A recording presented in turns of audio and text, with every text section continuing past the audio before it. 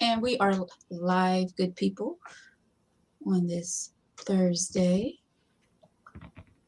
So, where is these? Here we go. Let's do it.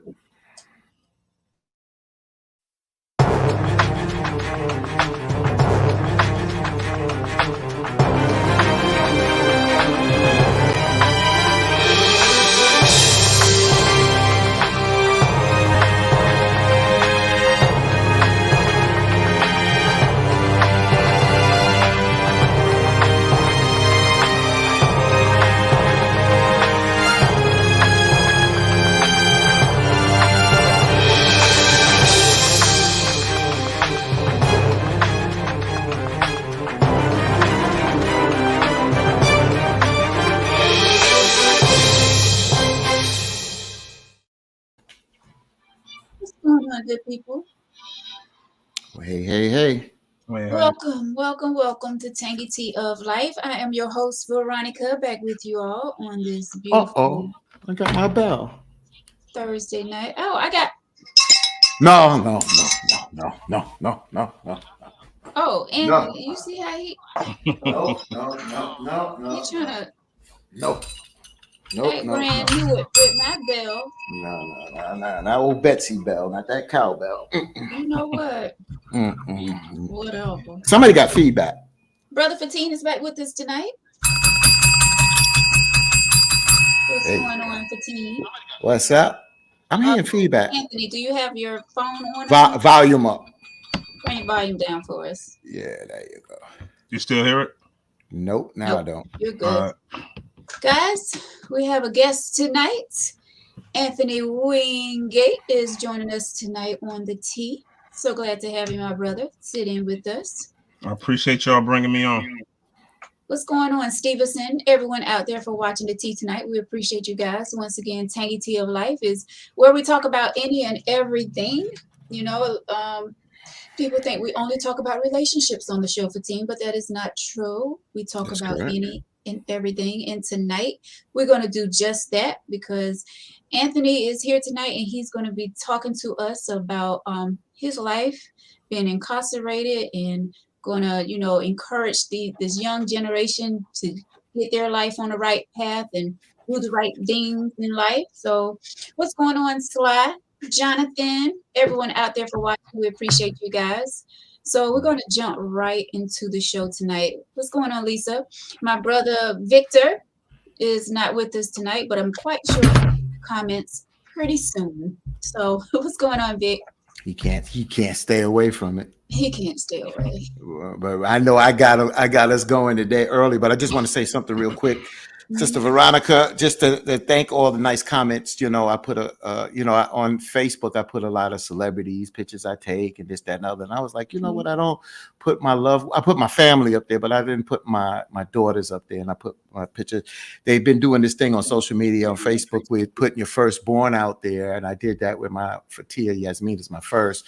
But I said, you know what? I don't follow everybody's suit. I put my other daughter up there, Rakaya Janae, as my second, and those are my two daughters. And the response was just beautiful, and I appreciate the comments from people that have been friends, new friends that I've met on Tangy Tea, made nice comments, and I really, really appreciate that. So thank you. I just want to say that to all the folks that have commented on those. Thank you.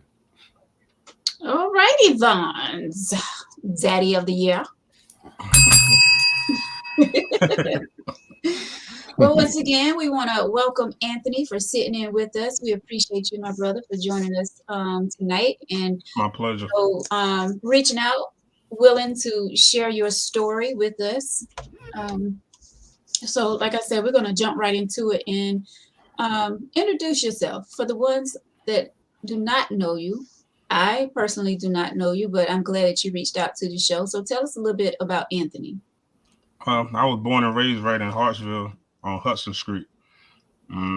48, I went to Hartsville High School. I did what the average kid that thought that the world was made of being in the street. I did what they did, made those choices. And now I'm a changed person. I moved from that part of my life and I made it better. And I like to share the free information on how to get pardons, but it's a road you got to take, because you can't walk both lines. You have to be willing to stay on one line in order to get to where you need to be. Just a simple person with the same story that everybody got, but I understand that I can't blame nobody but me and the wrong choices I made. Mm-hmm. What? So So, go ahead, Veronica. so how long were you incarcerated for? On my first bid at the age of 16 and 19, no, the age of 17 in 1991, I was sentenced to 7 years. And I went to prison, but I wasn't supposed to go to adult prison. They sent me to CCI. Mm. And I was there for like 60 something days until they realized when you go to this thing called classification, and they said, hold up, you don't supposed to be here. You're supposed to be at the youth offender camp or whatever. And so they sent me back to evaluation.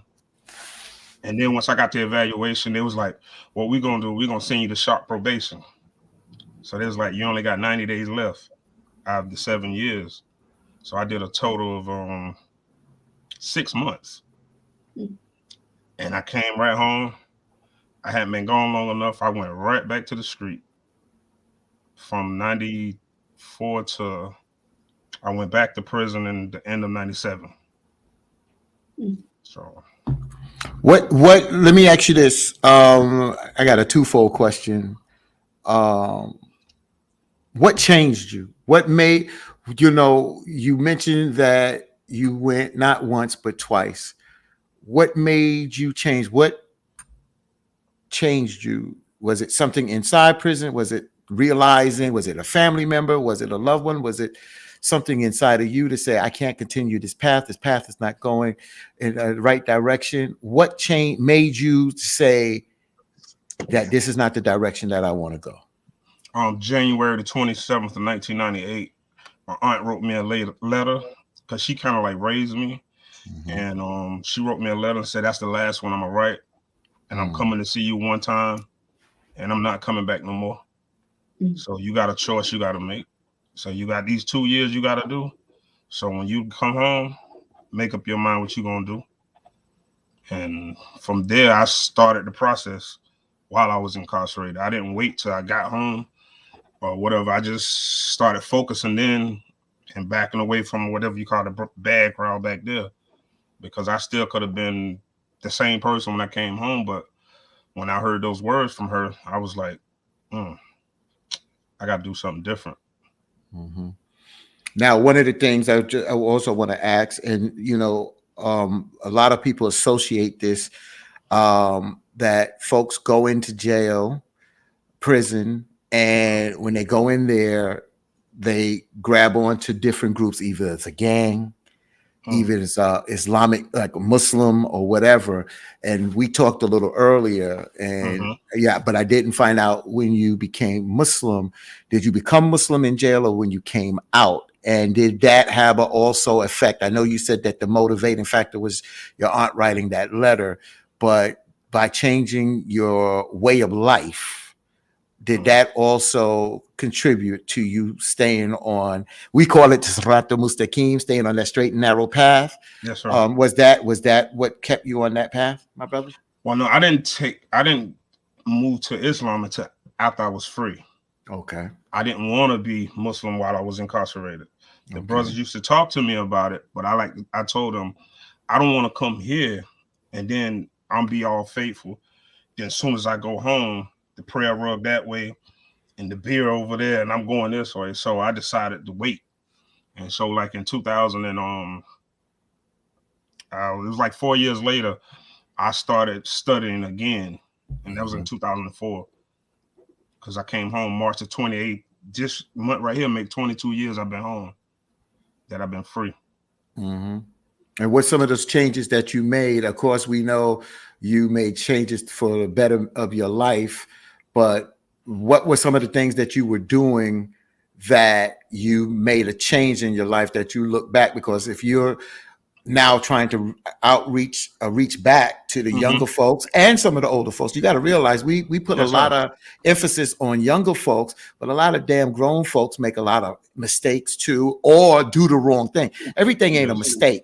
Everything is a choice. Choices. Sometimes you are naive and ignorant of some things, but a lot of Yes, sir. grown folks. So what are some of the things that you changed in their life that you were doing before? Well, can we back up for a second before you answer that, Anthony? And then Mm-hmm. you can go into that. But like Vic put in the comments, like, what was your charges first? Let's. Oh, in 1993, I was charged with 7 counts of distribution of crack cocaine. I was charged with possession with a possession with intent to distribute. 3 assault and battery with intent to kill charge, and what's the other one? Malicious injury to personal property. I jumped on top of a police car and started stomping on it. Mm. I was And considered. altogether, I'm sorry. Go ahead. I had 7 years, but in total, I had a total of 11 year sentence. Right. 11, but you didn't serve all 11. No. What happened was I came home in '94, but I was on 6 years parole. And while I was out the whole time, I was on parole. Then I caught another charge in 1995, but I didn't have to go to court until the end of '97. And when I went to court, my 7 year sentence and with my new 4 year sentence, I asked them could they run it concurrent, and I'll max it out. But when I got back to the prison to headquarters, they said, okay, we're gonna run this concurrent. My 7 year sentence overrid the 4 year, in which I only had 18 months left on the 7 years. So that's the time I ended up doing. They pushed the 4 out the way because I would have had to do 3 years and 28 days, but I ended up only doing 2 years. Got it. So I was lucky in that sense. Got it. And my So first now, job was Hardee's when I first came home. That's what started my change. I was so working at that Hardee's. so we do know that, we got the charges, so I don't need to, so we know that I don't have to, so we know some of the things that you were doing. What's some of the other things that you changed? Because you got to realize selling drugs or whatever, there's still other things that could be done. You could hang with a certain group of people. What changes did you make in your life to get on this, to not only get on this right path, but to stay on this right path? Well, at first when I came home, I still was with my same group. That's what I did. I still hung with them.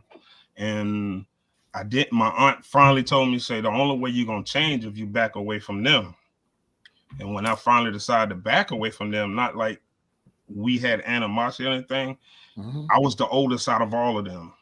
And I felt like it was time for me to start doing something different. And then when I got a job, I was too tired to go around there and hang with them.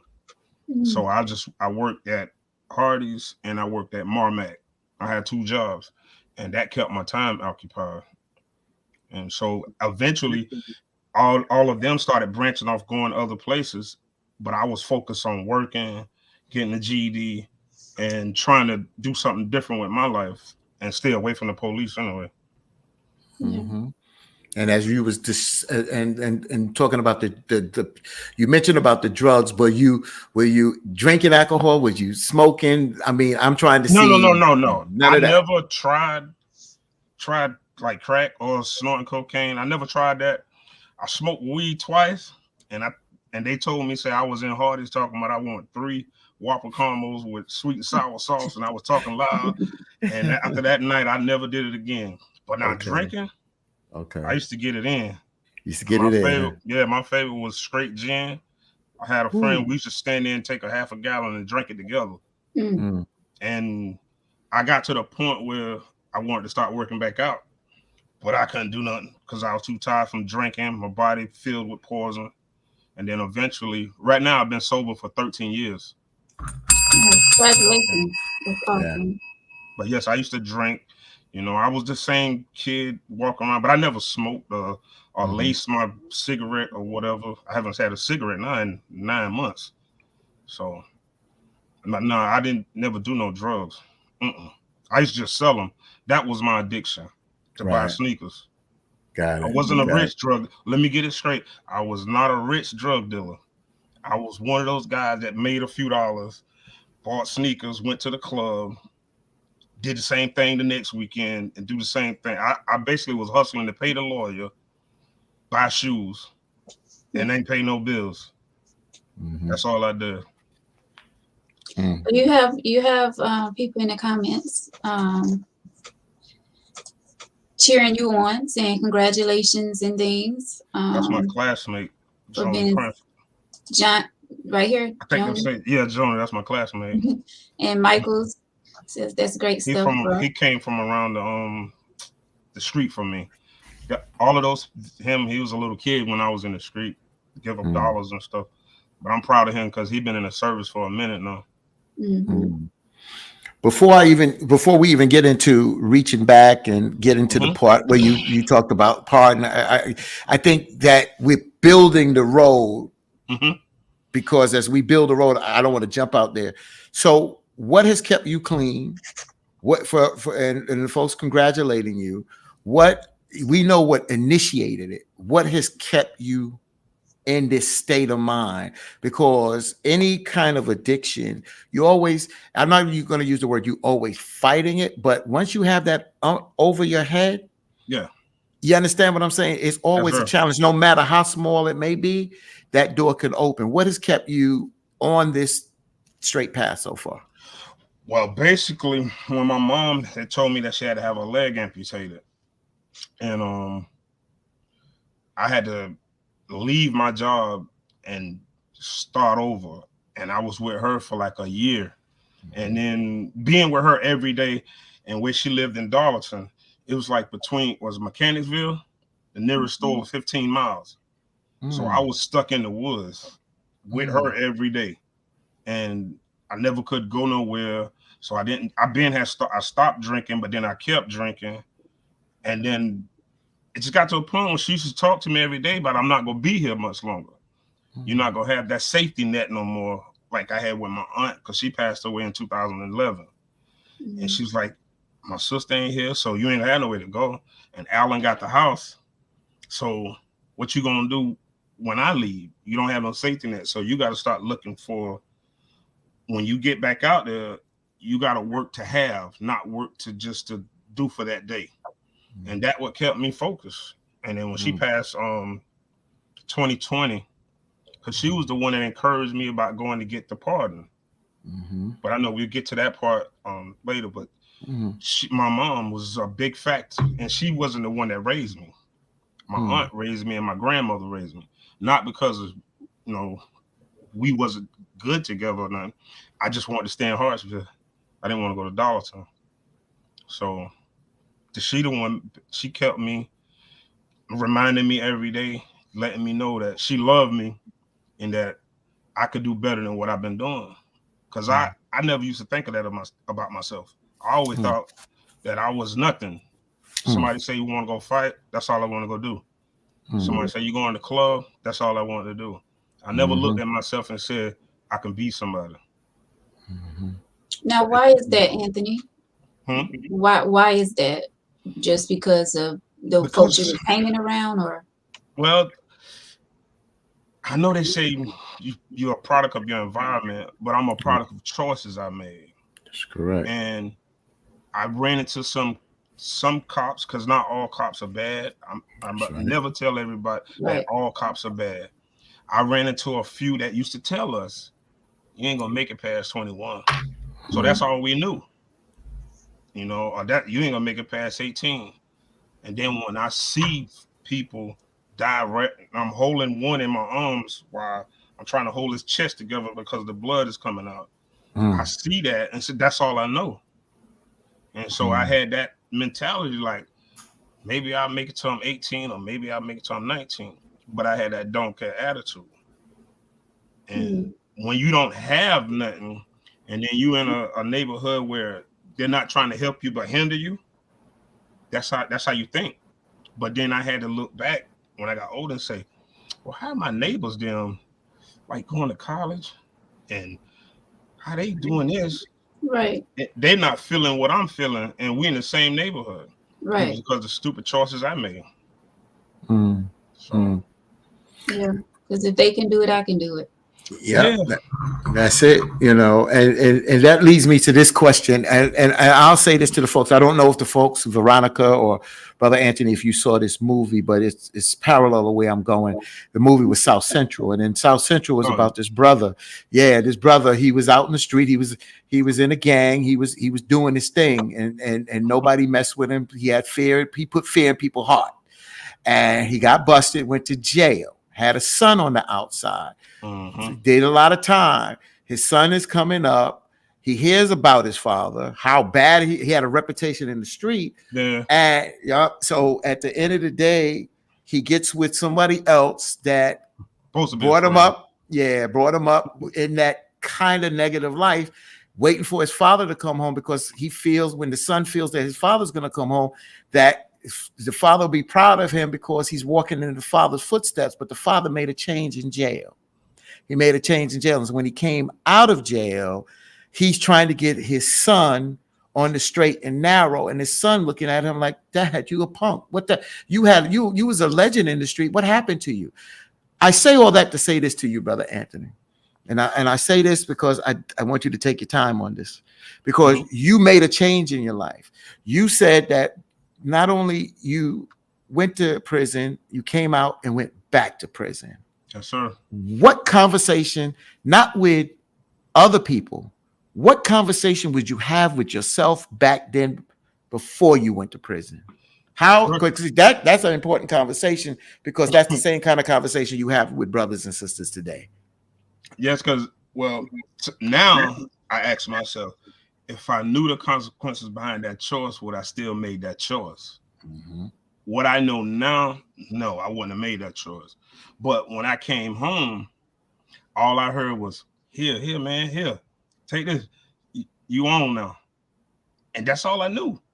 I didn't know anything else. I was like, I was supposed to graduate in 92. So that's over with. All of them gone. The only people that I like to be around is my friends from around here. And I just went right back to it. Just like addiction works two ways. You have the addict that take drugs, then you have the addict that sell drugs. I was addicted to the lifestyle of being free, having money, being able to go wherever I want, not having to ask anybody for anything. So that's the second addiction. And I had to learn to wean myself and detox from that. But it took me going back to prison to understand, man, I done messed up. And if I get caught again, judge told me in the courtroom, said, if I see you again, you're getting 25. 3 strikes. Yeah. That would been my third strike. That's right. And I looked at him and said, I don't care about that. Because I had that mentality when I was in there. Because when I went to prison, the same people that was on the street with me, they was back there. So it was like I had fun. The only difference is we wasn't going to a club. We wasn't riding in no car. And there wasn't no girls around. That's the only difference. But other than that, we still did the same thing. Just have fun back there. Until I got to the last 6 months on my bed. My roommate, he had a life sentence. And he said, I won't be here when you leave. And I used to tell him, man, why you keep saying that? It's like, man, about that time. I didn't know what he was talking about.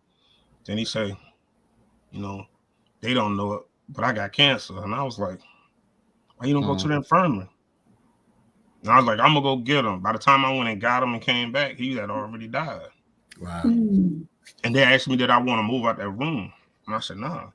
I stayed in that room the whole time. That last 6 months, I started focusing. Now I started reading books, and that's when the brothers tried to get me to convert. But I said no, because I don't want to shame y'all and go home, and then I turn around and still do the same thing. Right. But when I came home, I waited until I got myself and planted my feet and started building my foundation. And this is the result of that. A different person. I'm not that guy no more. Like I tell people, don't call me by my old nickname in the street, but you still have some. And I say, but don't get mad when I ignore you. Just don't call me that name no more. But I don't know. A lot of people don't understand that when you manifest and change, it feels good. I don't have to do this no more. Yeah. because that's the image that Right. because they see the last image of you. And I just saw Victor's comment. I already kind of got it in my head, but he said for you, and being incarcerated was that life lesson that basically made you a better person. And there is so many different life lessons for different people. Everybody don't have to learn a life lesson by being incarcerated, No, but for you, it's that's what it your took. life, your journey started once being incarcerated and started opening your eyes along with family, your mother, your aunt, and started seeing things, your prison mate passing, and all this combination made you get on that right path to become a better person. Yes, it did. And it made me understand that I don't know if I'm gonna get the quote right, but it said there's a quote that says, "Be yourself, not what other people want you to be, Mm-hmm. because there's no problem with just being yourself." So me Right. being me now is the person I was before I even entered the street. Humble, Good wasn't point. fighting, wasn't cursing, wasn't chasing women. All I wanted to do was go to school, and I was in love with math. But once I left that, I forgot math, and I just started doing everything else. But Mm-hmm. once I changed, so to answer that person's question, yeah, it took me to go to prison to learn the right thing. And it took it. It's not that I'm scared to go back. I don't want to. I Mm. want to be free. Mm-hmm. Right. There ain't nothing. I mean, freedom is outside of, somebody I'm quite sure telling y'all when to wake up, when Yeah, to bathe, when to go to sleep, lights out, all that. Like yeah. what we see on movies, is it pretty much? No, no. That's those stories they tell, like the show Oz, any other prison movie. There's participation back there. Nobody is back there just grabbing nobody and raping them, and you know, I am a witness to the fact that that's where your sagging pants come from. I'm a witness to Mm, that. That's correct. When on Okay. Wednesday they call it Flying Wednesday. That's when Mm-hmm. all inmates get paid because you work for like 75 cents, 25 cents, or 50 cents an hour, and every 2 weeks you get paid.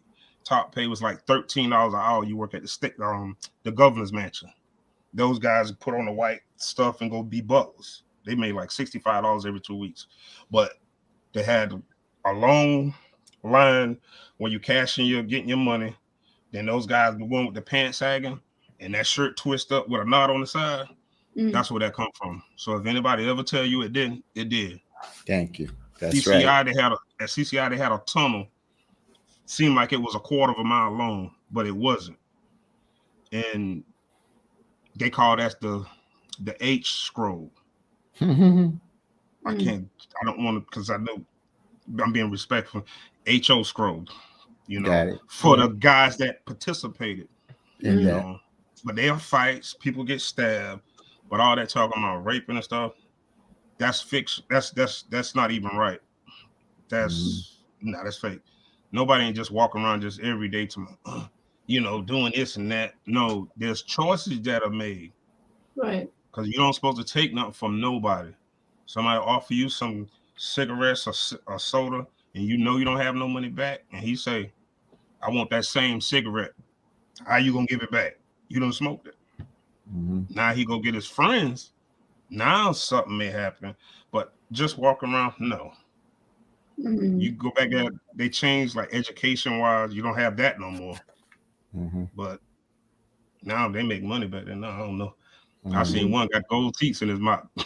Right. It's like I Right. don't know what going on. right. Right. Right. But Um, I'm sorry. Go ahead, Anthony. Yeah. no. I was just gonna say it's not no. The TV shows are Yeah. not real. Not like that. So Yeah. Okay, Not like I want to that. get to some of these comments right quick. okay. LaShonda says, I'm glad you came home and made a change in your life and you're not afraid to tell your story. I shared the video so some of my friends can watch this as well. That's good. I That's La- good. appreciate it. Thank My you, story is LaShonda. supposed to be told because I can That's give you the insight of what's going on and the ins and outs. Because me, I was a part of destroying my neighborhood. Mhm. Mm, Now I'm trying to be a solution to help my neighborhood.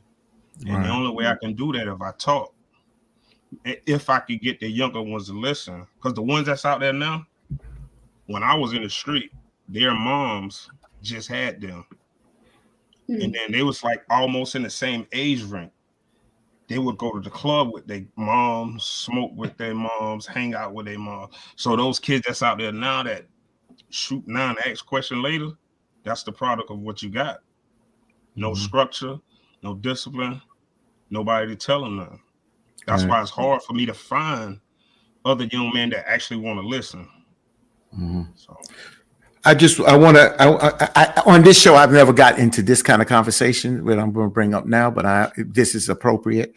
And, I don't believe in doing interviews beforehand, but I needed just to know a tad bit about you, my brother. And you said, and I appreciate you said we could present any and everything to you. yes, sir. And one of the things I'd asked you earlier when I noticed that you had a kufi on your head, Yes, sir. you said yes, that's what you replied. And I asked, was you Muslim? And you said yes. Can you talk a little bit about what got you into Islam? Because as you mentioned, you didn't want to convert in jail because you didn't want to shame them or yourself. Number one, Yes, sir. if you don't mind mentioning your Muslim name and talk about how that has played a role in who you are today. Well, my Muslim name is Amir Shaheed Muhammad, and Islam saved me from Mm, myself. It gave me the structure, it gave me the discipline, because by the time I pray 5 times a day, I don't have time to do nothing else or think about nothing else. You know, I'm not a scholar and I'm not the most well versed in Islam, but I'm studying to be, and I don't try to push what I believe on mhm. no one. My Right. wife is Christian, Hmm. and we together. There you Some go. brothers say I don't supposed to do that, but I found love with this Christian woman, There you go. and out of respect for me, sometimes she covers up. I don't tell her to do it. That makes me even more prouder to say that I'm walking the right way, you Mm, know. And Islam is something that saved me, and studying Islam has helped me a whole lot. It helped me to calm my like the that temper I used to have, but I mm, got a cap on that temper now because I used to be one of those ones that just want to fire off on somebody, but I'm not that person no more. It humbled me. It saved me from myself. To say it's the best thing that ever happened to me. You know, I don't not no Christian. I love all my Christians because my cousin Elistine go say Hallelujah Jesus to me every time she can. So, and I don't say nothing to against when they send me the little things in Facebook or in Messenger. I send them mhm, back with the praying hands because I respect what other people believe. I just like for people to respect what I believe, and that's what changed me. And I let how Islam changed me, I mm. show it, and they be like, well, he didn't get it right the first time, but he got it right this time. There I've you been go. home 22 years now. March 28th, and next week, well, the week after next, be 22 years I've been home, and Islam has kept me on these streets the right way though, not the wrong way. Because Mm, people got the misconception that they get us crossed up with the Nation of Islam. I don't mhm, believe in that. Now, do I support, when he talk about uplifting us? mhm, Yes.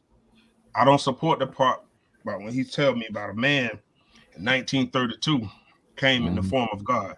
Now, I don't mhm. believe that. That's not me. I read the Bible the same way everybody else read the Bible. There's a misconception say we don't, but we do. You know, And I and I I let and I'm Islam guide me. and that's why I wanted to show that there's a balance here, and and you become an example, and we don't talk, and even though I'm Muslim, I don't talk about it much because I'll be honest with you, is if I just think you just don't force things, as you mentioned earlier, you don't force things on the people, and you become an example Yes, sir. when you become that example. And I just love what you said. I didn't know about your wife being Christian, but Yes, it she's proves Christian. that, yeah, but it proves who you love, and it can work. It can work without you trying to change someone, because you not only respect, but as she believes in God and you believe in God and you make some a lot of, you know how we say it all the way. Um, at the end of the day, it still represents the creator and Yes. being the best that you can and staying on that righteous path at the end of the day. So Yes, sir. I commend you, and I'm Uh, glad that, and I glad that you're not ashamed of it, oh no, no. and Mm-mm. you become a life example of it. Can I Veronica? share one thing? Yes, brother. And I know some of my brothers may get mad, but I'm a grown man. Mm-hmm, When Christmas come, my stepdaughter just turned 18. They mm-hmm, still get a tree in this house mm-hmm, because I don't take that from her. mm-hmm. Because they was doing it before I got with them. So why I'm gonna try to insert myself because of my belief and say, no, you can't put no lights up. No, I'll be sitting in there open the present too. Mm-hmm. And you know what? I I love just my want to say, family. yeah. And let me just say this. What I did is when I became enlightened like that, the first year I kind of got away from it. And then I remember how I was brought up. I was brought up in a Christian household. And I remember the fun we had. So what we did is we took holidays like Halloween Mm-hmm. and we would bring the kids together. We would supervise what we gave them and we Yes. dress them up in positive things and then let their Yeah. children tell us. Then on Christmas, we created Children's Day. We used the tree as the same tree of life. We gave them presents wrapped in different colors, and the red represented negative. We gave them a balance because it was a life, but we didn't take away the things that we had No. because that was who made us who we are at the end of the day. We just try to refine and become better at what Yes. we do as an adult. And we don't want to give our children fallacies, but we also want to give a balance and let them be Yes. children at the end of the day as we become more aware and knowledgeable as we go through this journey as we call life. It's a journey, you know. We all have paths that we got to travel, but Yes, everybody's path is not the same. My path that's was correct. meant for me. Them 2 times to go to prison, that probably saved me because I could have been dead. Mm. Like 3 different times, I could have been dead. Well, I want to get into some comments right quick Yes. because they're all good coming through. Um, Brittany says, I applaud you learning from your mistakes and struggles. Recognizing change needs to happen is something not everyone can do. That's right. That's absolute truth. Good one, Um, Brittany. Harold says the correctional centers don't work, but being in that environment by default will cause some folks to make a decision to never come back. It's some good staff, but it's not many.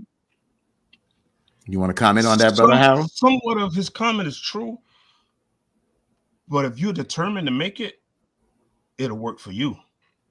It may not work for everybody. If you just back there like with that mean mug, like, man, I'm ready to go. I got to get out of here.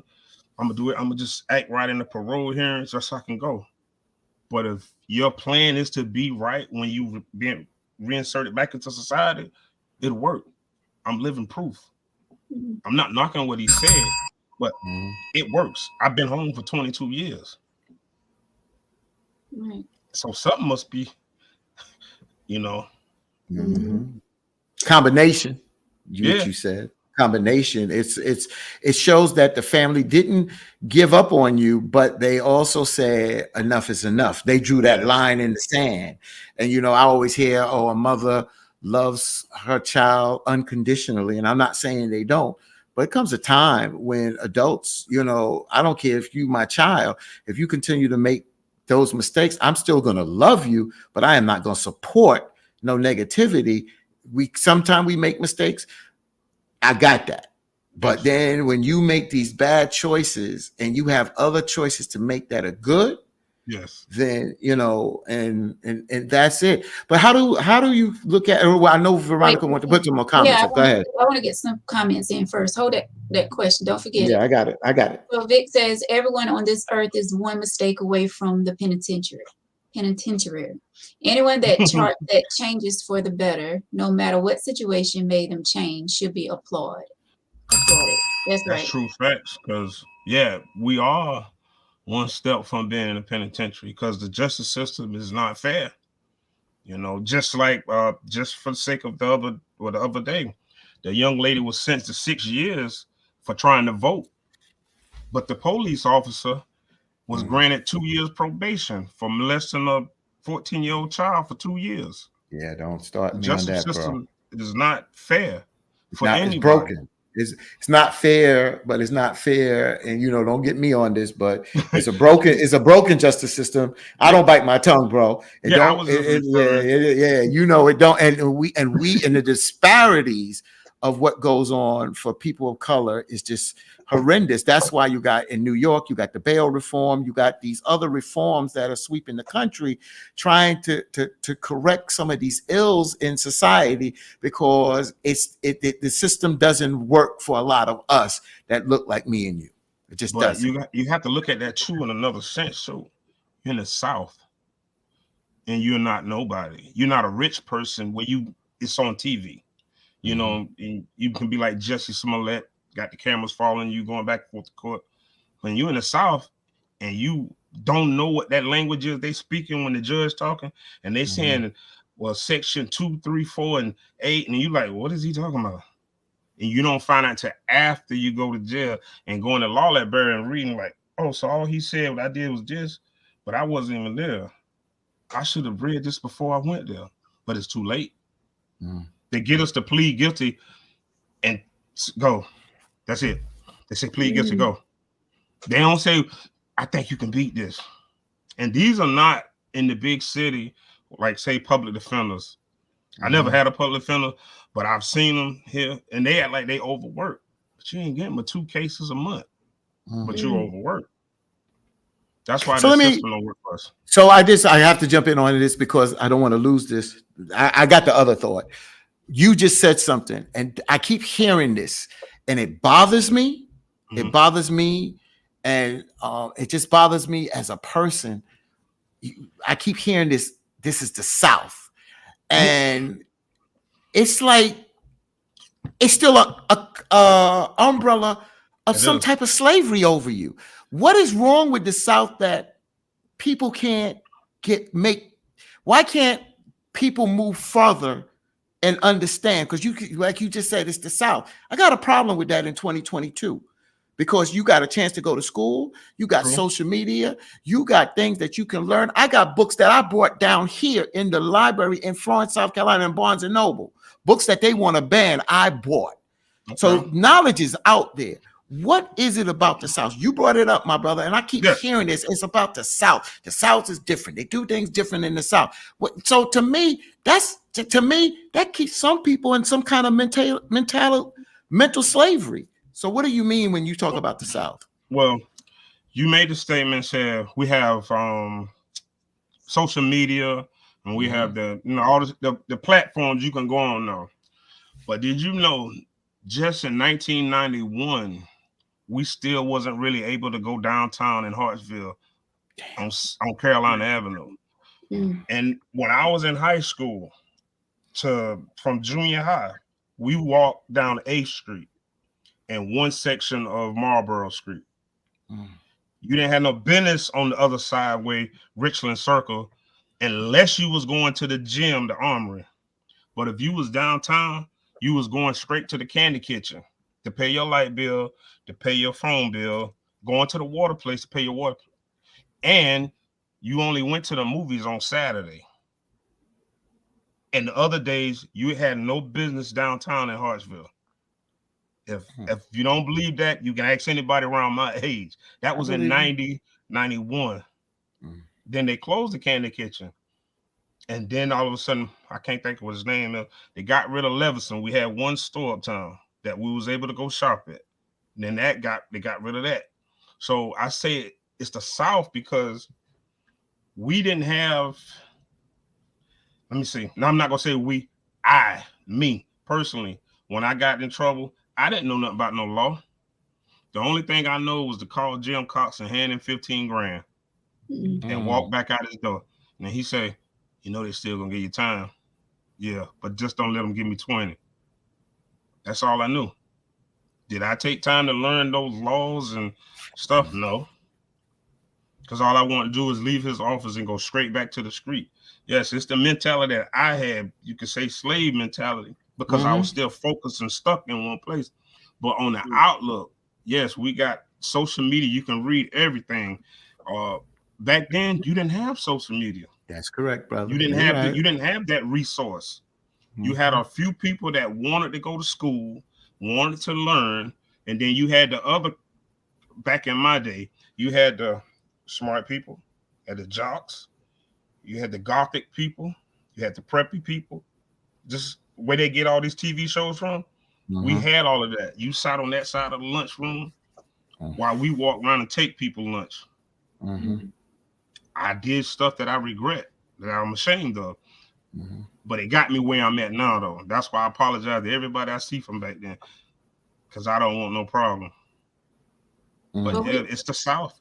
It rised up so far because you got better resources. We didn't have those resources back then. right.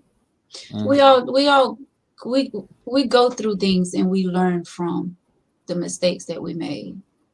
So that's a that's a blessing. That I mean, not saying that what you went through was a blessing, but the outcome of where you're at now is definitely a blessing. Victor says, what I hate about the correctional system is that after you serve your sentence, you still have to carry that badge of shame. If a person does their required time and completes it, this slate should be washed clean and all rights should be restored. I guess Mm-hmm. well, you Um, don't want me to answer that question just yet because that when we go to what Yeah, I've that been go through. that go well. It's gonna go. It kind of goes into where I was gonna go into anyway hold it, about team. You tell him to send me a Facebook yeah, request. yeah. But Wait a you want me minute. to hold? Okay. Yes, Rashida. Rashida, I hope I'm saying your name right. My father didn't allow my mother to practice Christianity after marrying him, because caused me to have a lot of resentment. Wait, have a Towards lot of resentment towards Christianity before I converted. I'm glad that you give your wife that feeling and freedom. Assalamu Awesome, Lord. alaikum. Walaikum Brother. salam. Well, Um, your father he did wrong by that because you don't force nothing on nobody. Islam is not meant to be forced on no one. Islam is meant to be welcome. Same way as Christianity is meant to be welcome. Same mhm, way Jehovah Witness, Episcopalian, Seventh Day Adventist, all of these different branches of the Bible came from the Torah. That's where we get it all from, There you go. you know. That's it. So it's somewhere in there that we have to understand that I can't condemn you for what you believe, and you can't condemn me for what I believe. At the end of the day, we all trying to get to God. Mm-hmm. mhm, That's the way I see it. So if her father had her to the point where he forced it on her, reevaluate the way you think so you can embrace either Christianity or Islam in a better way. Because doing it with hatred of what happened before, it's not going to help you in the future with it. Exactly. Michael So says, right. Michael says, bro, I'm glad you're telling your story and made it through. I was looking at 5 to 10 years myself 24 years ago, and I made a promise to myself that I wouldn't be able of the system. Now, 21 years later, I thank God He made me a better person. Yes. Okay, so if he was facing that, that means he actually been in a courtroom. That's still on his record. So you tell him he can send me a Facebook request. I do this for free. I help Mm. people for free. I don't charge none whatsoever because it's free information. That's it. I'm That's just it. telling you how to do it. I guess whenever Mhm. we get to that part, because y'all ain't asking about like my father, because I tell you, I've seen him 5 times in my entire life. So Well, you let's just talk you about it. just Talk about yeah, it. you just said it. And what I mean, because you talked about your aunt and your mother. Where Yeah. is the male? And so yeah, I was. Where's the male examples in your life and your father, as you just brought up? Well, my father, he passed away in 2017. I Mhm. found out that I had 3 brothers, and there was one older than me that I never knew before. Mhm. And one of them, the brothers just passed last week. Mm. And the Condolences, my father brother. passed in 2017. And I met my sister through my on my father's side, and me and her, it's like we've been knowing each other all our life. But my father, he wasn't never there for me. But I'm not gonna be one of those ones that say it's because he wasn't with me. I just had to be in the street. No, I had a father. Her name was Rowlena Wingate, Juanita Wingate, and Alice Mae Wingate. Mm. Those were my fathers. Then I had a boatload of uncles. My uncle Wilbert, my uncle Leroy, my uncle Dylan, my uncle Hillen. I had a father. And then my brother, my cousin that was raised up me like a brother, he used to hit me like he was my dad when we was little. So I actually had, that male influence in my life. So and I forgave my father like in 2006 for not being there for me. Because that was the fifth time I seen him since, knowing he was my father. Mm. So I forgave him. I'm never gonna bash him or, because he explained to me that he wasn't raised to know how to, the handle a son, because he had me, and then you had three other ones, then you had two other ones from another lady. So there was like 10 of us, almost 7 or 8 of us together. So he said he didn't know how to love me and all of those at the same time. So I don't blame him. I say peace and blessings be upon him too. We all make mistakes in life. I welcomed him into my life and forgave him at one point in time, but I never heard nothing else from him until they told me he passed. Mm. So, but yeah, I had a father. There was a bunch of women, but they was my mother and father at the same time. Mm. So the thing that Victor said, it leads me into it's kind of going into what Victor said, that the direction I want to go. I'm gonna present it to you. So Victor made the statement about once you in prison and do your time, then your slate should be clean and you should be able to go forward. Um, we see that in life they try to do that in some states, once you get out of prison you can vote again or whatever, they're Yeah, fighting for that. In other states I've working with people that do that, um and it should be. But yeah, but when you go for a job and it asks on the application, mm-hmm. have you been in prison?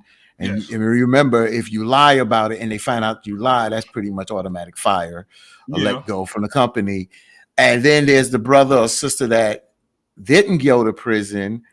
How do you feel about that? Doing your time, and as Victor said, and once you pay your debt to society, you should be able to start over. And that's why people work for pardons, which we'll get into, or expunging your Mm-hmm. record, where it's taken off your record so it's not on your record again, so people can't see that. You can't talk about a record seal because they leak out. So that's another story. A record being Yeah. sealed ain't no secure thing. But how do you feel if you're turned down because someone else didn't go your path, but you feel that you are rehabilitated and you should be given the same opportunity? How do you deal with that?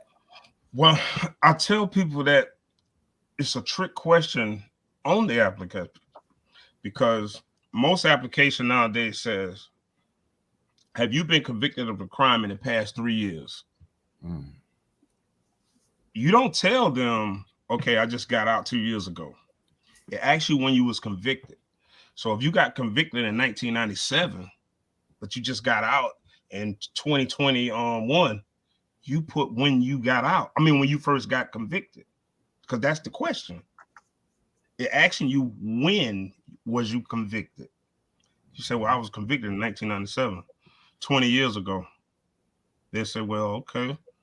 He answered the question because that's what it says. But most people do this when they say, "Well, I just got out 2 months ago." No, they ain't finna hire you. And I feel bad for those that can't get hired, because me, myself personally, when I first came home and I felt that application, I didn't even get past the door. Like when after I do the application, they go to read it, they'll ask me, because I put on the application, I will discuss. And then they'll ask me and they look at me, "Well, we'll talk with you. We'll let you know." Then you get that email that says, "We decided to go with somebody else."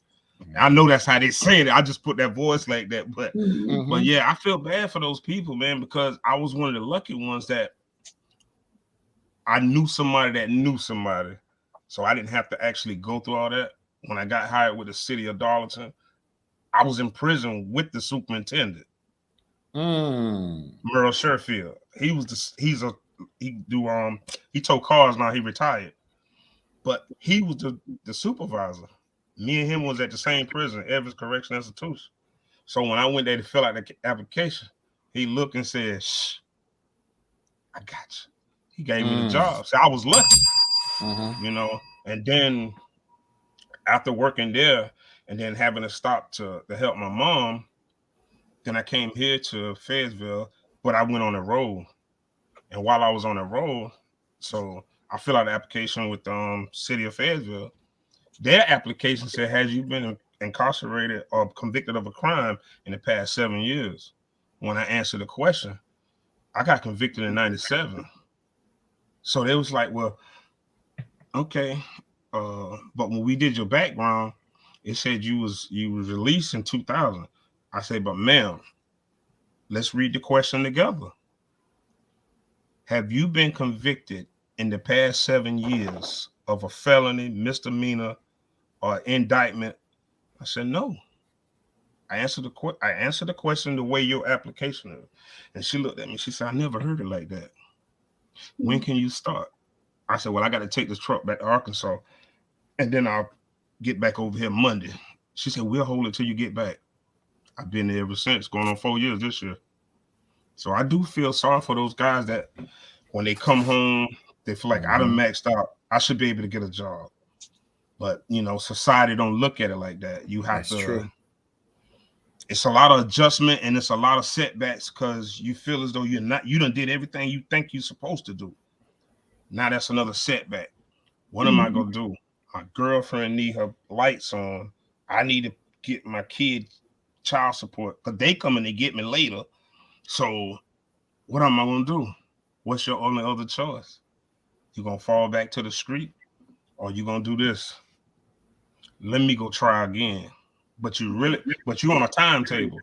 People like us that came from prison, you on a timetable because you only got but so much of a choice and so much time to make a decision Mm. because You know, they everything take is against they take civics out of the schools, and some you. places don't even have civics.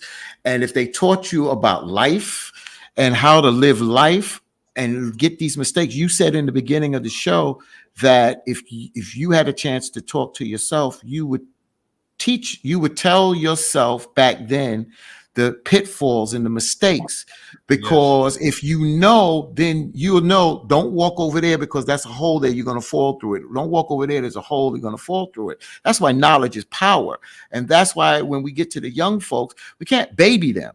And I mentioned this on here. It comes up more in relationships and about sex, but it's about life. And I can't worry about, we got to give 12-year-olds life lessons, because once they turn 14, 15 and they make that mistake, they caught up in the system. And when they in the yeah. system, it's hard to It's easy to get. get in the system, but it's That's it's it. the hardest thing to get out. It's like a maze that ain't got no end and got no door on the other That's end. it. There's a Yep. person just asked a question on your thing. Mm-hmm. Her Yes. name There's Barbara a lot of Lorraine good questions Cherry. coming through. Go ahead, Somebody, Anthony. somebody named Barbara Lorraine Cherry said, "Why does a pending charge show on your slave report?" Anytime you get arrested, your name leave from there and go straight to Columbia. So that's there. So even if you go to court, say the next month, and they turn around and dismiss it, then you go do an application.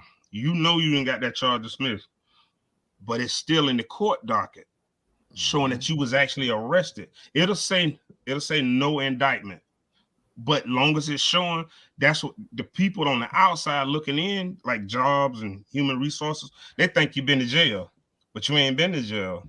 So you still have to go back to your solicitor and say, "I didn't go to prison or go to court for this. I need you to do the expungement. And I know I get it free because I didn't do the crime." They automatically have to do it for free. You can't charge you the $310 for something you didn't do. And you go to society. If you from Darlington area, you go to Society Hill. If you from Florence, I think you go right there on Evans Street.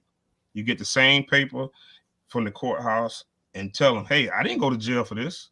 This case was dismissed. They'll give you a copy of it with their stamp on there, and it'll have your name, the charge that was there, and then it'll say on the bottom, no indictment. Then you got to send that to the SLED office. So they can turn around and get on the computer and say, hey, we got to take this off of Barbara Lorraine Cherry.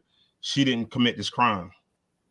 And that's how that part worked for us. That because it's gonna always be there. Anytime you get picked up from the police, I don't care if it's a trespassing charge, the time they mark your fingerprints, your name already in Columbia before you get to your room. So that's why that stuff show up there. Marcella, I want to get to his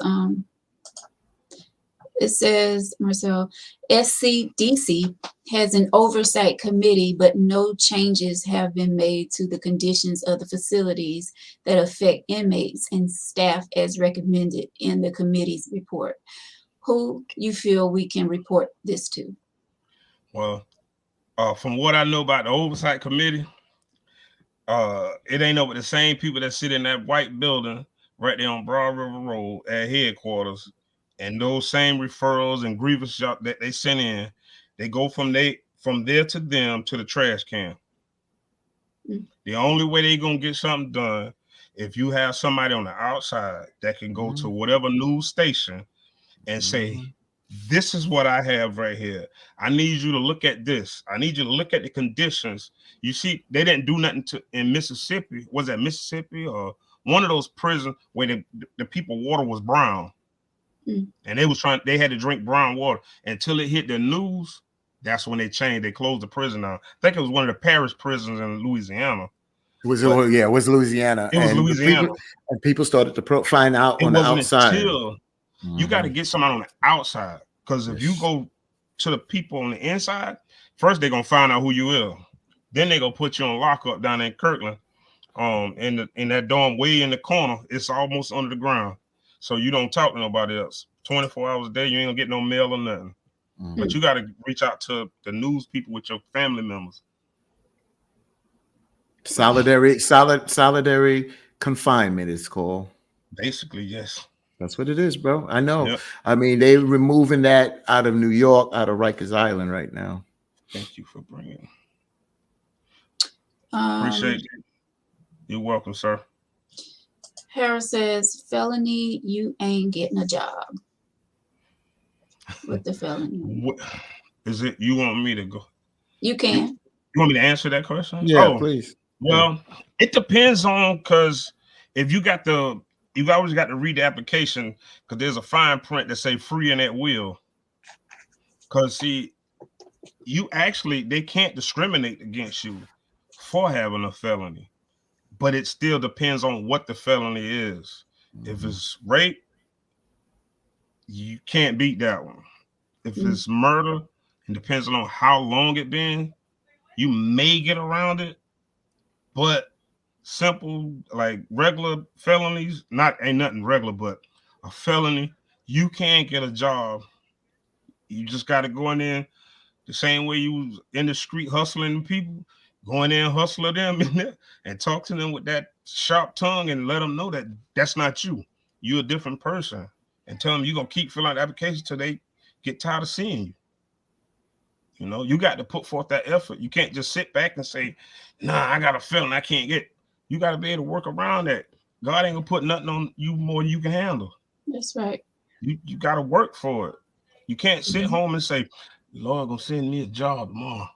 That's why that verse say faith without worship is dead. You got to put in the work too. Got to put in the work, my brother. You can't never sit back and beat yourself up and say, I got a feeling, I can't get a job. Yes, you can. I'm not the only one that got a job. There's a man right now. I wish I could remember what his name is. I posted this picture.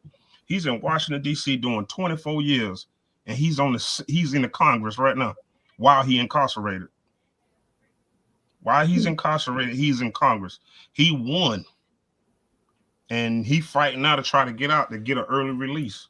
He get a check every month from Congress, and he's locked up in Washington D.C. A young guy, and so I know if a person in prison can get in the White House, you can get a job, and you ain't even incarcerated.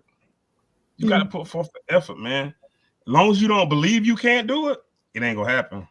When you start having faith that it's gonna happen, and you put forth that effort, you fill out 10 applications, you don't hear back from all 10, you try again. You keep going. Don't give up. Never give up. Yeah, you say never give up. What? Because I know someone personally that's incarcerated right now that's serving uh like I think a 40-year sentence for I don't really want to say what it's for. I mean, he is behind prison walls, and he got that much time is because he didn't have an attorney. He had Public defender, a a public pretender. defender. We call it a pretender. Mm-hmm. So I don't know. A question I mean, how can I'm pretty He's sure had he's 40 watching. years, 85%. I, What's your I question, Veronica? I know that he is watching the show. He Right. watches often. What can something encouraging for him because he's really going through it. Knowing that I mean, if he didn't murder anyone, he actually shot in the air.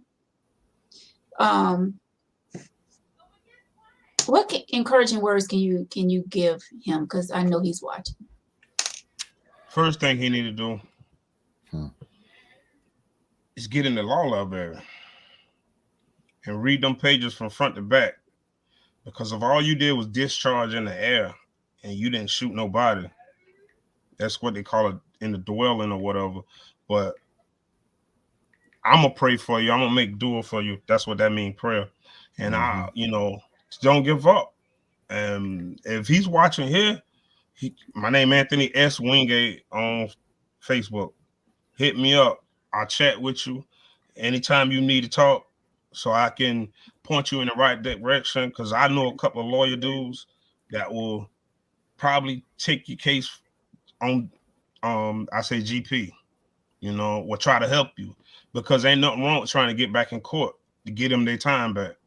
As long as you got Mhm. the right merits and you've been saying this since day one and you ain't killed nobody, ain't got no business doing no 40 years. 40 years. But one Yeah. thing you can't do, you can't get in trouble back there.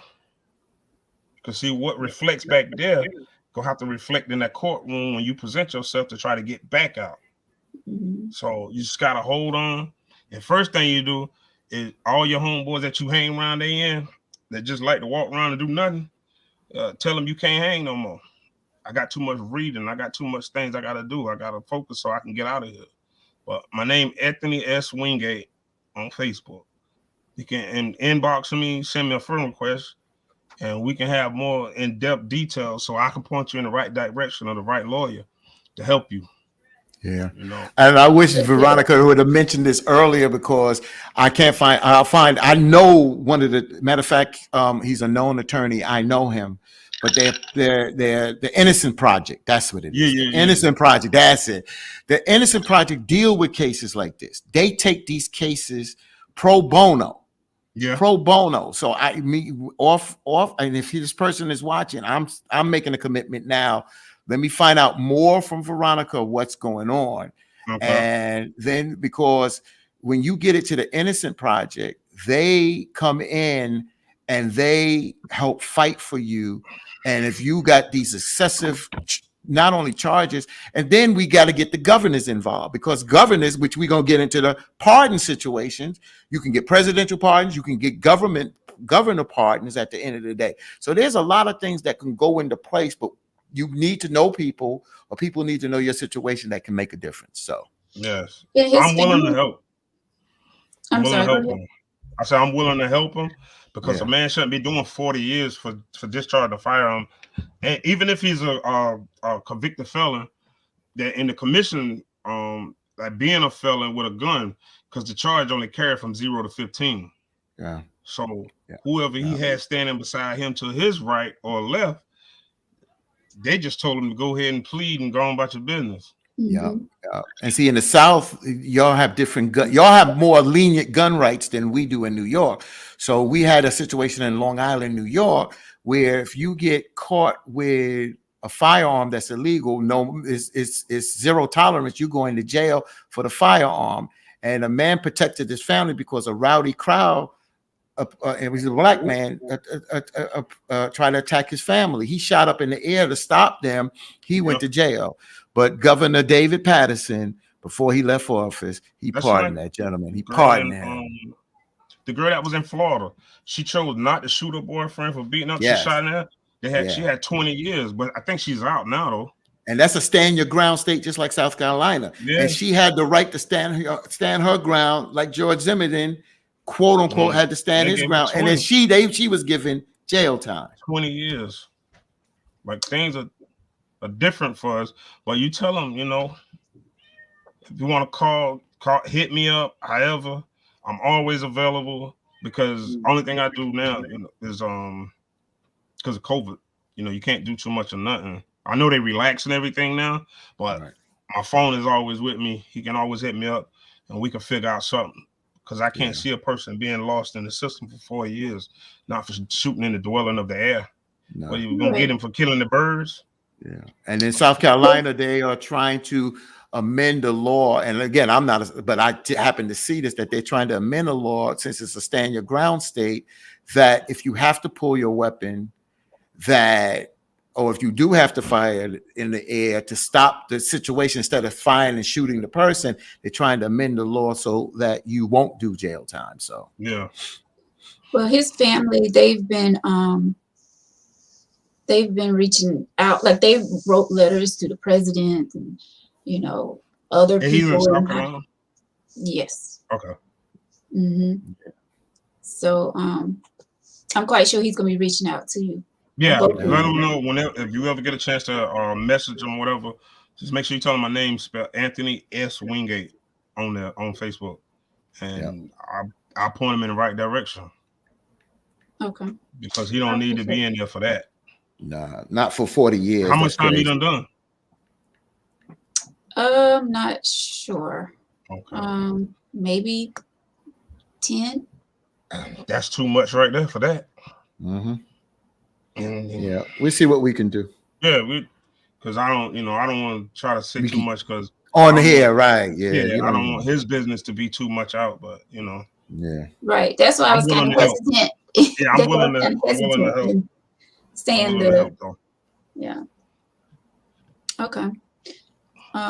Let's see. We have comments. And Anthony, please make sure you go to our page, the Tangy Tea of Life Facebook page, because there's a lot of comments that's coming through, and I know we've missed. Yeah, I'm looking. No, I was looking. So like after the show or tomorrow on your time. Yeah, I got it on my phone. I got my phone laying here looking at the same time I was looking. Yes. Yeah, I can sift through. There's a lot of. Yeah, but I can sift through it. Victor, don't start me. Don't start me with this. Don't start me. What do you say? He says, y'all people in New York are weird as hell. Y'all don't need guns. Y'all need Jesus. Don't start me with this backwards place down here. Don't start me. But go ahead, Veronica, put some comments up there. Unless you I was reading a comment. I'm sorry. So the pardon. Okay. You want to jump on that, Anthony? We can. Okay, you want me to go? Yeah, you can go ahead. For those that have been incarcerated and been reinserted back to society, there is a way to get your rights back. I do it for free. I don't ask for no money. Only thing I ask you to do is follow my direction. And what I'm about to tell you on here is the way to go about doing it. And if you don't get all of what I'm saying, I will paste it in the comments here so y'all can see what I'm talking about. I went to my lawyer. and I asked him about doing a pardon, and he said, you got a lot of charges you got to try to get rid of, And I said, well, how much that gonna cost? He said 15,000, and I say, I ain't got no $15,000. I remember this. I don't know why it came to me. Master P said he talked to Michael Jackson lawyer to figure out how you get a deal, and I said, so just tell me what you would have to do. And he told me, and I said, okay. And he said, so you gonna see if you can get the money up? I said, yeah, which I didn't. I went to the probation and parole place in Darlington because I'm from South Carolina. I got the application. I read the application. It said that in order to file this, you got to pay a $100 fee. So I got the application, took it, I brought it back home to Fayetteville, and read over it. Me and my wife. I had to call the SLED.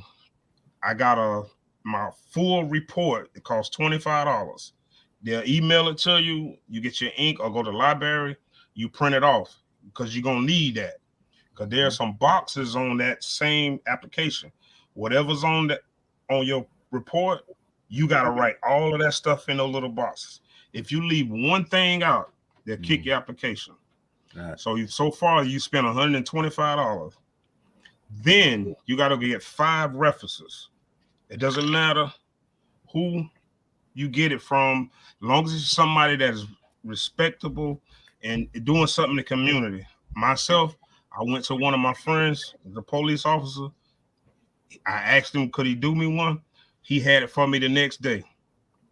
I went to the other police officer that locked me up back in the day and asked him, could he get me one? 45 minutes later, it was in my email.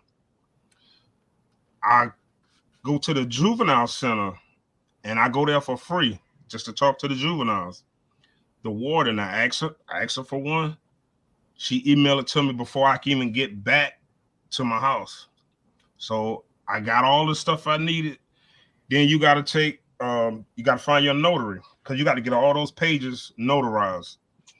So then when you get everything notarized, so you're going to spend about a total of maybe $185, close to $200. Now we got to minus that $15,000. Put that in the envelope, send it off. I say about a month later, the head probation and parole person over the state of South Carolina pardon service called me. And I was like, who is this? And she was like, I'm calling to talk to you about the application you did. So I said, did I miss something? Did I miss something?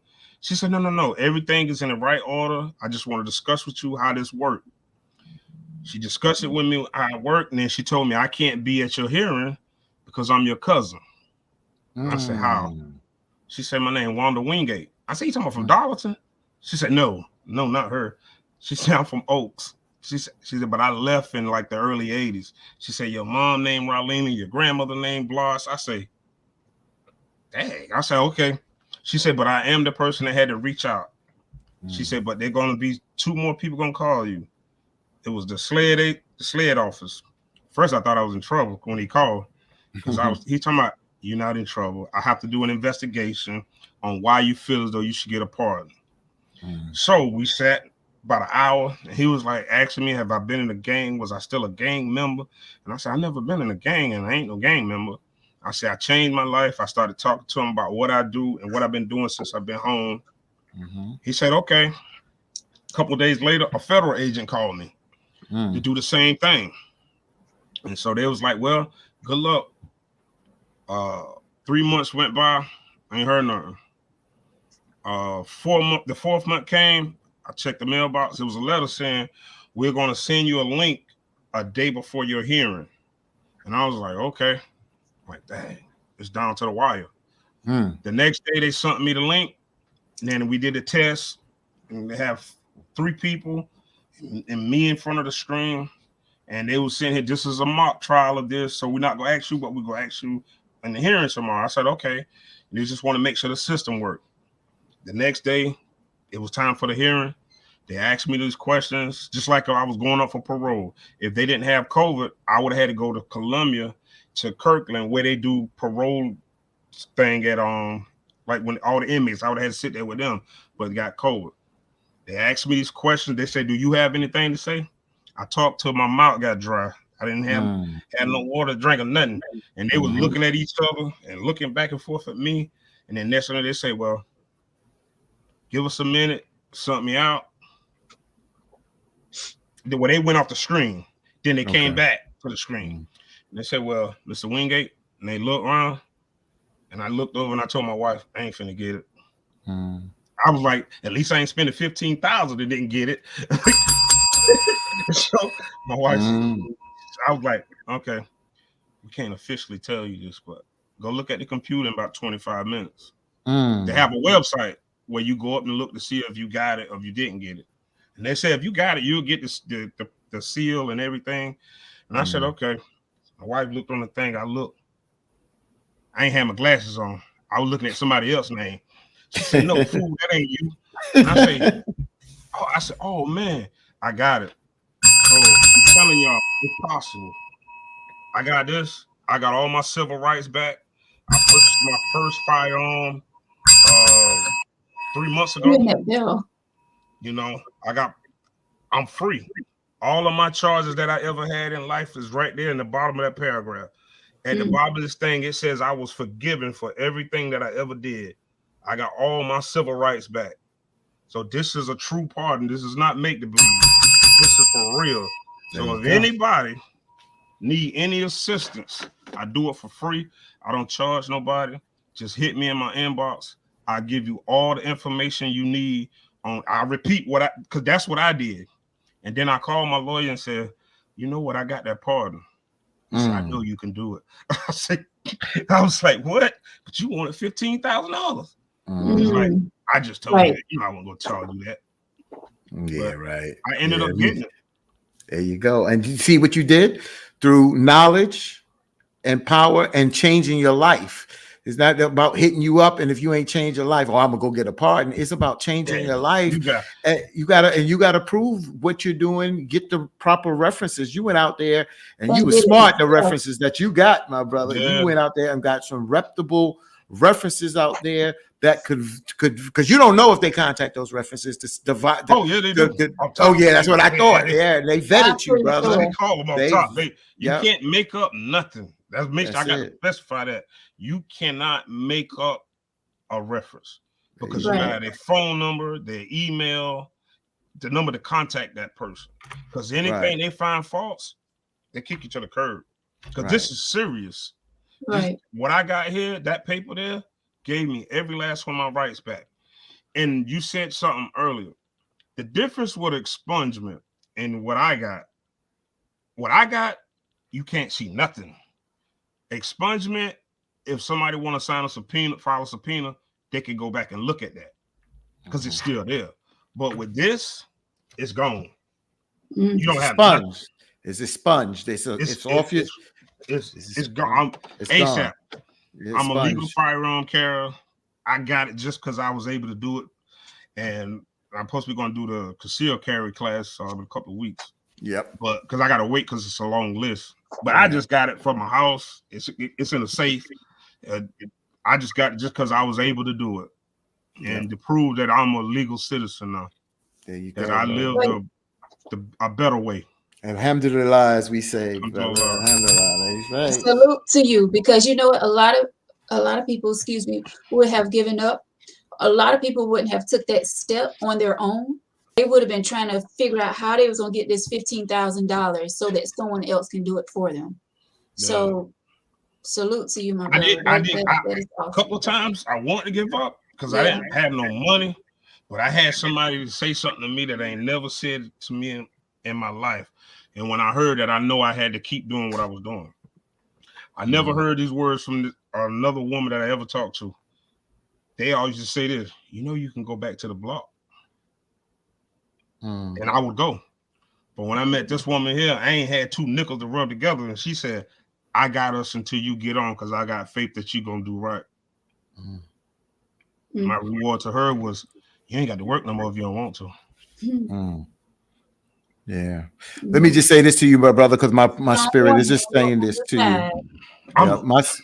My spirit. Yeah, my spirit is saying this to say this to you, my brother.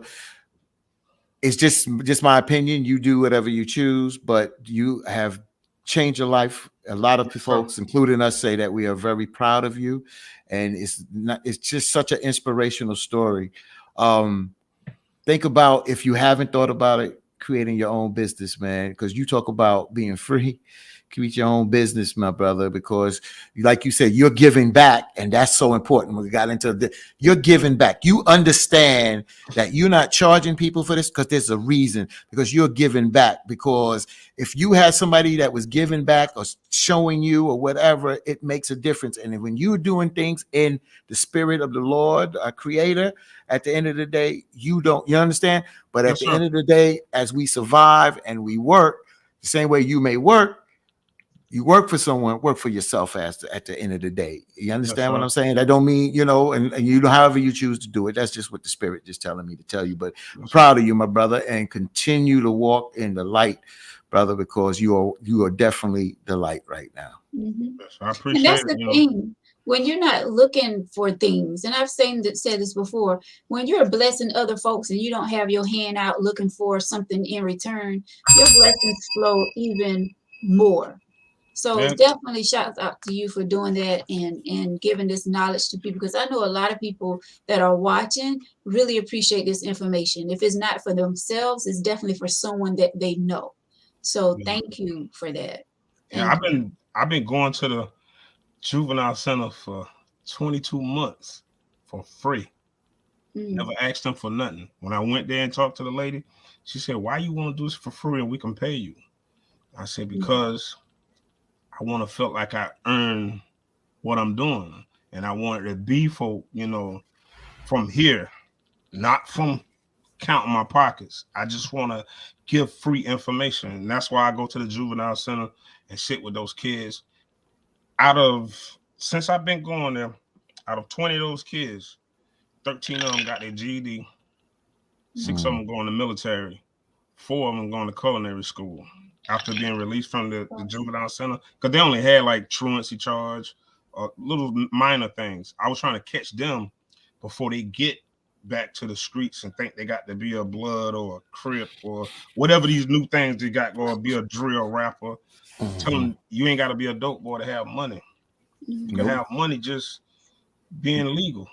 You know, that's what Well, my that was my next question, and we're not going to hold you up too much longer. But I do want you to speak to the younger generation out here that may be, on going down the wrong path. They think this street life is the way to go. What advice can you give them? stay away from the streets. The streets are undefeated. Um, you only can go one of two places. You go to prison, and in Hartsville we got Hines or Young and Young. Mm, If you feel like you got to be in the street, just go on over there to Hines or Young and Young. Ask them, can you lay on the table? mm, Or better yet, get your hard wooden chair, go sit out there with a tent green lawn, and just wait your turn, because that's where you're going if you don't stay away from the street. Because the streets don't owe you nothing. Because when you go to jail, them same boys that's right gonna be at your girlfriend's house while you whispering trying to talk. She telling your homeboy that at the door, wait, he gonna be off the phone in a minute because the phone gonna go off at the prison. Yeah. mm, No, no man gonna send you no money. Now you got to call your parents. They can't pay their light bill all the way because they sending you all the money to the penitentiary. Now you mad because they can't send them the money. You cursing your mama and your daddy them out, trying to make them come visit you. But guess who put you there? You. You. Hmm. You walk around here with no insurance. Now we got to go fund me to bury you. mm, You're out here in the street, tattoos all on your face. What you gonna do in your life? If you know that choice, would you still make that choice? Because there's consequences behind every action. The best thing I can tell you to do, if they call you soft, call you whatever you want to call you, as long as they call you legal and free. mm. Appreciate y'all for letting me come up here. No My doubt. We brother. appreciate you Yeah. so much. Yeah. And you know how we say it in Arabic, Shukran Zealand means thank you Oh, very, very much, my brother.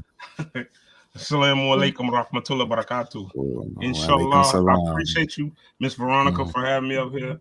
My of old course. neighbor, your friend Trey, he was raised next door to me. Trey Nicholson. Oh yes, my He brother. lived next door to me all his life. Yeah, Yeah, they Mr. The Doe's across the street, Mr. Benny, all of them. I've been knowing he them all my life.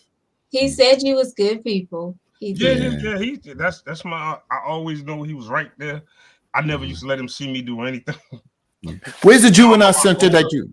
Hmm? Where's the juvenile center that you go to? Right here in off of 301 in Cumberland County. All right, make sure Veronica give you my number because I would love to go with you one day to the juvenile I'm trying to center. start Same this thing on. same But way you doing it, my brother. The yeah, same way, free of charge, man. I'm trying to spread my horizon because I actually do have a program called Hype, helping young people evolve. Right. But it's hard to get it because I still got to work. I still got to pay my bills. Got to make sure everything at the house straight. But I be reaching out and trying to get with other young brother, like-minded brothers that on Uh-huh. the right path. But then when you talk to them, and when it's time to do, I got something I got to do this week. Yeah. I got to do this, and I want to do it. That's why I pass the information for free. Yeah. So yeah, brother, reach out. We'll reach out to each other, and yo, I'll drive over and we set up the time. I'll roll with you, bro. Inshallah, So, brother, and alhamdulillah. thank you, Miss Veronica. You so welcome. Anytime you want to come back on the show, the Yeah, I doors can are still talk. open. We ain't hit the. You got 22 years of trying to be on the right path. I got to talk about. Oh And can yeah. I say this? Me and my sister is actually in the process of writing my book. It's gonna be a 2-part series from 86 to the day I maxed out, and then the sequel will go from 2000 until whatever now. But she's got to do her schoolwork because she's getting her master's. But after she finished all her classes and stuff, then we're gonna get back on the book because we up to 1998 now. Oh As wow. far as the book, because she write while I talk. Yeah. So yeah, when I get that ready, then I bring it back because we're gonna take it straight to the Amazon. We're gonna do this Yes. ourselves and get 100% of the profit. Right. Split it 50-50. That's I'm what I'm so talking proud of about. you. I don't know you, but I'm so glad that you reached out and you came on the show. It's I been a appreciate it. blessing to I to enjoy us it. and to everyone out there that's watching. Like I said, please go back to our page and read these Yes. Yeah, comments. yeah. I'm gonna do that in a few minutes. Yes. Um, Thank you, brother.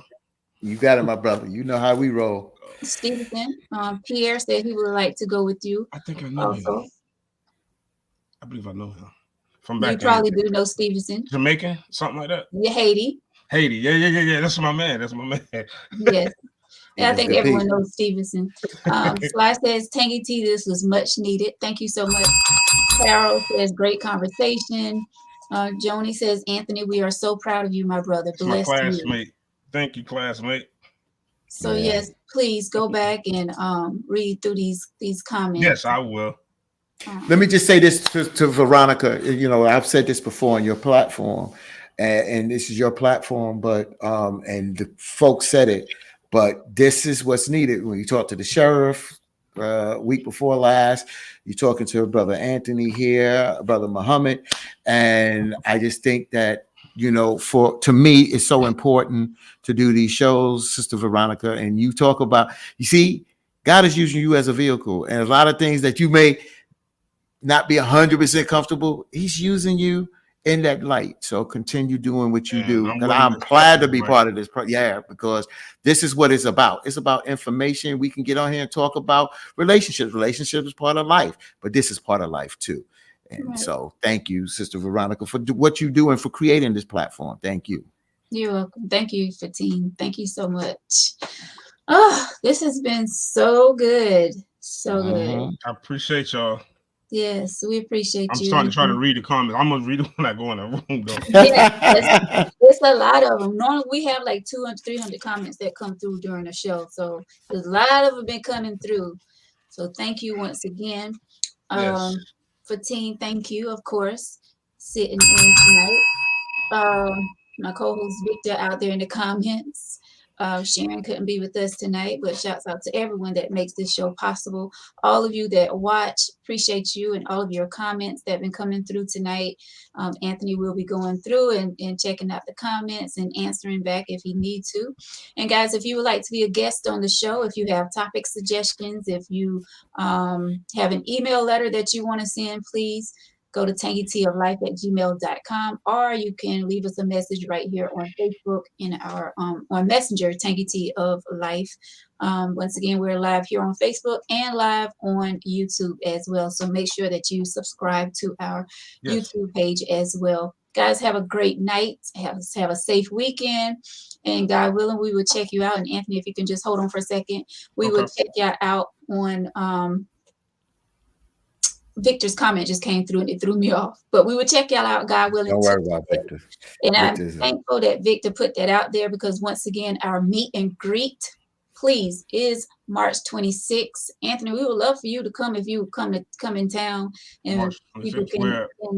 Yeah, it's going to be at Keontae's Wings and Things in Darlington, kicking off at 7:00. And we just having this meet and greet because a lot of people follow the show, watch the show. A lot of people comment on the show, and we don't know a lot of folks. So we're having a meet and greet. I put that on the calendar. I talked to my wife.